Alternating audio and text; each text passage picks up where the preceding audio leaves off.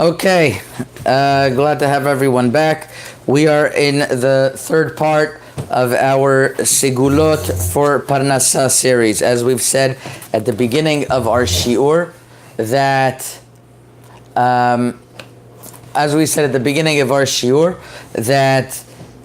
the Hatam Sofer writes that there's no such thing as a Segula, rather it's our lack of knowledge. That's what a Segula means, a lack of knowledge. So we're trying to discover different areas to tap into that the Shefa could come and help us out. That's what the Segulot for Parnassa means. And we got up to last week to the 20th Segula, continuing on the 21st. And here of them, some of them are going to be not as common and not as definitely not as practiced or well known. And so we're going to say 7 of those, and then we're going to get into things that could block your parnassa. Okay, so the 21st Segula, to learn the Rabbeinu Behaye, who was one of the early Rishonim, Rabbi Haye ibn Pekuda, he writes in Parashat Shemot Perek Yud Aleph Pasuk Zayin that a person who learns in the last hours of the night and prays early in the morning has a segula for good parnassa, which we already know that somebody who prays netz, chut shel chesed mashuch alav kol hayom, he has grace that follows him the rest of the day, the Gemara in Brachot says. So I guess this fits into it very well, that somebody who learns the last hours of the day and he's able to pray, that means he wakes up very early. Person who wakes up very early, besides the fact that he is able to utilize his time, and is a time where there's nobody around, but it's a segula that he will be matzliach. It's a segula that is going to be matzliach. So that's the 21st segula. Continuing. Okay. Perek, the 22nd segula. There's a segula that is well known, to read the 13 Yud Gimel Ikrim of the Rambam, and also to read the Igeret of the Ramban. So there are two very different things. The Yud Gimel Ikrim of the Rambam are part of our Seder Tefillah, especially in the Moroccan communities. Right after Tefillah, they read the Asara Zechirot, Shechayav Lizkor Bechol Yom, Ve'leven Yetziat Mitzrayim V'Shabbat Ve'aman, etc. And the Yud Gimel Ikri Ariman Min Be'emunah Shlema, and we read those 13 Ikrim. There's also the letter of the Ramban. That's not as well written in our Sidurim, but it's such an important letter where the Ramban starts off Shema Meri Musar Avicha, and he discusses the keys to success of that day, not getting angry. So if a person's putting effort in leading his day in the right way with Yud Gimel Ikrim, and also with leading them with proper midot, so that's a segula that Hashem is going to give him what he needs. So that's the 22nd segula. The 23rd is already brought down in the Mishnah Berurah in Orach Chaim Siman Kuf Lamed Bet, and it's about reading the Parashat Haman every single day. Segula of reading the parasha of the man in the in the Torah of it's the Aliyah Shlishit of Parashat Bishalach. It's well known that there's a segula to read it, especially on that day of Parashat Bishalach, on the Tuesday of that day, because it's the special Aliyah. But every single day to read Parashat Haman, that is muftach lo of a segula, lo yachsar lo parnasato. The 24th segula that I tried to look into a little bit, but I wasn't very successful, is written in the name of the Mikubalim, to learn the Sefer Kada Kemach. Kada Kemach was written by Rabbeinu Behaye as well. And that Sefer has about Emunah, about Emet, about Ashgacha, all types of interesting topics. And the Sefer Kada Kemach is a segula for Parnassa. I don't have more of a source than that. I'm told you from the beginning, I'm reading from a kuntras called Maftechot HaParnassa, from Rav Aaron Yoshua Pesin, and he brings in the name of the Mikubalim. I tried to find more on it, I couldn't. But that's what's written as the 24th. The 25th Segula. This is brought down in Ta'amei Minagim, is to sharpen his knife and or to buy a new knife before Rosh Hashanah. It's a segula to bring in good parnassa for the year. 26th segula, to eat something sharp for Melave Malka.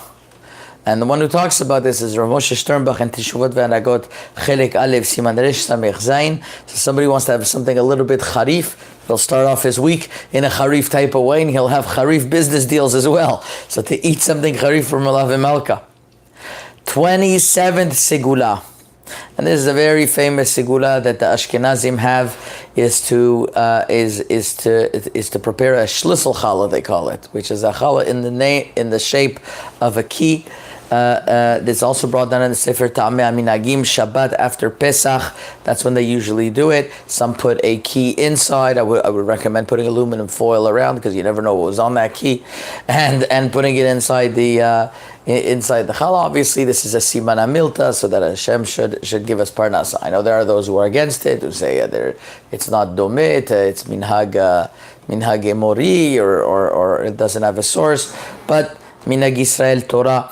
And in Magen Avot Yoredea, we discuss at length over there that even minhagim that have been a source that we don't exactly know where it came from, but people are doing it now because of a reason that they think is a minhag of Torah. One is allowed to keep that minhag. So people have that minhag over here as well. The 28th segula is to be makpid, to always pray with a minyan. This is in the Hasidic Sefer Ma'or Vashemesh. Parashat Mishpatim brings this down, that the person should always be careful to pray with a minyan, and it's very understood why, because when somebody is praying biyachid, he's going with his own merit. Whether he's going to merit or he's not going to merit, that's a very big question. But when somebody is praying b'tzibur, Hashem answers his tefillah b'zchut hatzibur. So he's praying, he's close to Hashem, Hashem will answer him.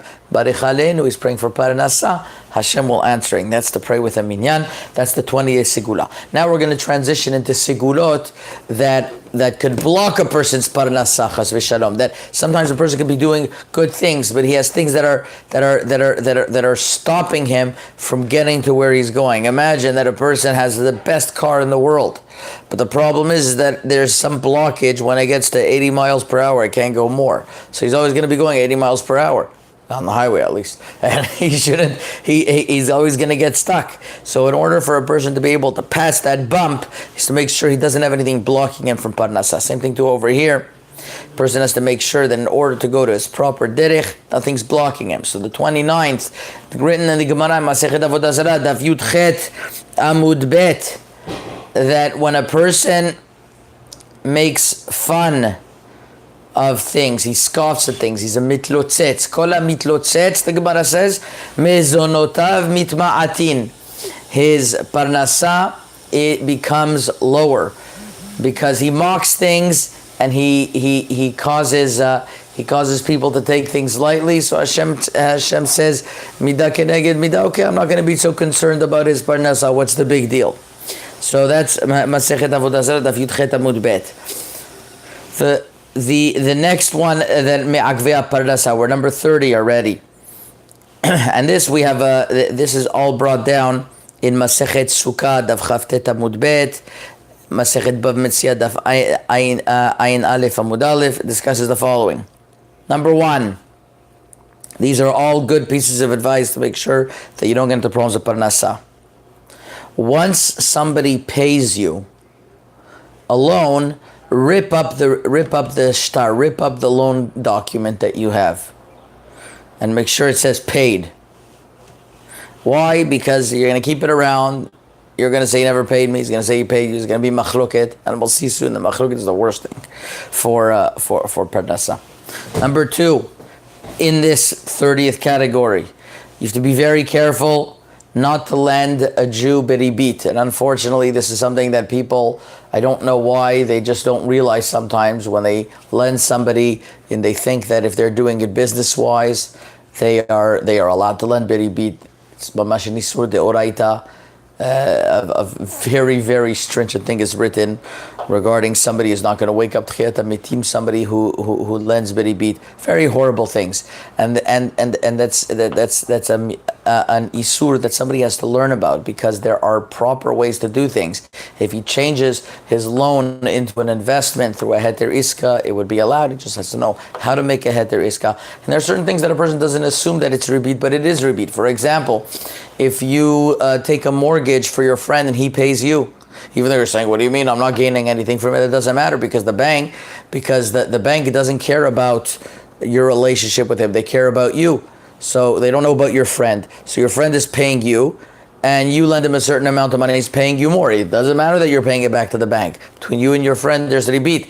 Lending your friend a credit card, and he's paying you the same that interest. Once again, the bank doesn't know him. They know only you. And therefore, it's like you lending him the principal, he's paying you the interest. That's also a problem. Person has to know the halachot of ribit. And there are good books around, English books as well, the laws of ribis from Rabbi Reisman, and other sefarim or books, whatever language you feel comfortable learning it in. Learn about the halachot of ribit.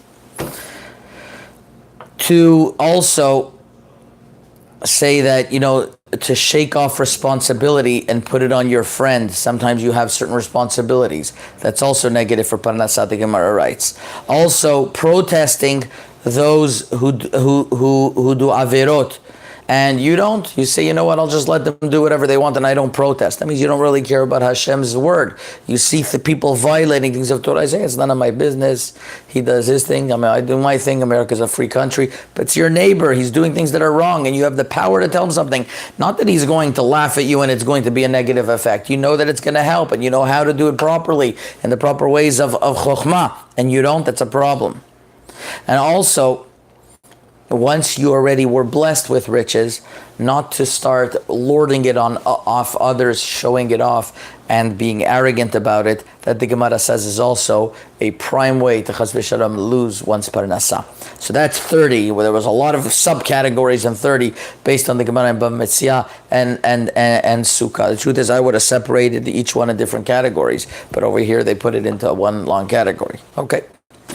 The 31st Segulot Parnassa, we're in the categories of those that take away Parnassa. Very simple. The Midrash, Otzera Midrashin Chupat Eliyahu says like this: Mema'atin mezonot, what takes away Parnassa?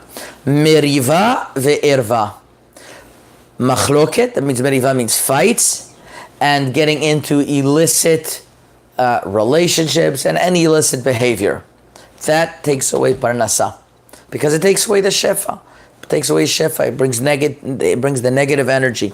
And the negative energy will take away the Parnassa. 32nd, we know that bread is the source of Parnassa, and when somebody is mizalzel, when somebody scoffs and doesn't treat bread with proper kavod, so Hashem says, okay, my source of Parnassa that represented in the world, you don't treat with kavod, which is bread, so a person could also lose his Parnassa. So therefore, the Gemara says in Masechet Pesachim, Daf Kuf Yud Aleph Amud Bet, that a person shouldn't hang his bread on a hanger.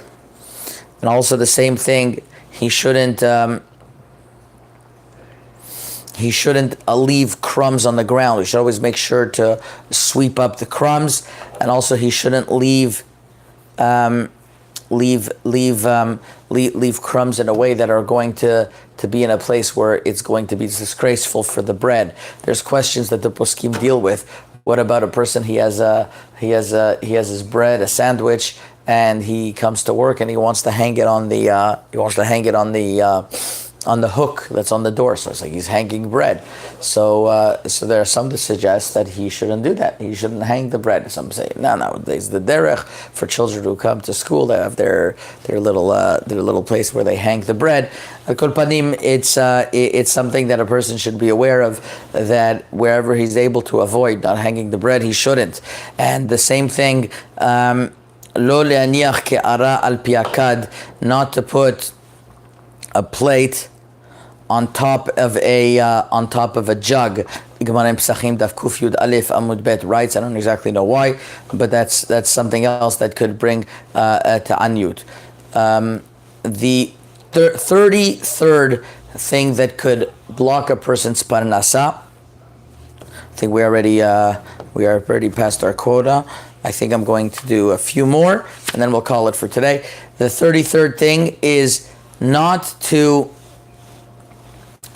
dress in very fancy clothing that gets wasted easily. Sometimes a person wears silk and things like that they get, in the times of the Gemara, at least the Gemara in Daf Chavtet Amud Bet would discuss different clothing that would get worn off quickly. So a person should not use things that are going to get broken easily. And for example, not to use different glass vessels that are going to break. And it's very simple. This is very practical. A person's going to invest in all types of fancy ornaments that cost a lot of money but are easily breakable. So something's inevitable going to happen. So just a smart thing, not to lose the money. The Gemara is telling you not to invest in things that are expensive and delicate and fragile, because you're investing in something that's not going to have that's not going to have a long existence to it. Okay, we did so far today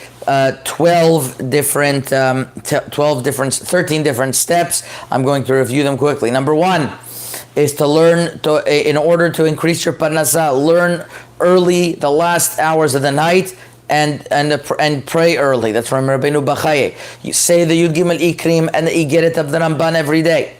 Say the Parashat Aman. Learning from the Sefer Kadakemach, sharpening or buying a new knife before Rosh Hashanah, eating something sharp in Lavim Malka. Yes, that also shows kavod from Lavim Malka. A challah in the shape of a key, to pray with a minyan. Then things that stop parnassa, scoffing. Kol hamitlotzetz bezonotav mitma'atin. Also to tear up a document that is paid, that way you don't get into machloket, not to lend or to take ribit from a Jew, to not to shake off responsibility, give it to your friend, and also to protest against your friend if you're able to, and not to lord over your friend with your riches. We also forgot to say 2 more things, which is to pay on time what you promised for tzedakah, and to pay a worker on time. Those 2 things as well that we didn't say last time. Next, to stay away from machloket and from illicit behavior. To not hang your bread up in a way of that it doesn't have kavod.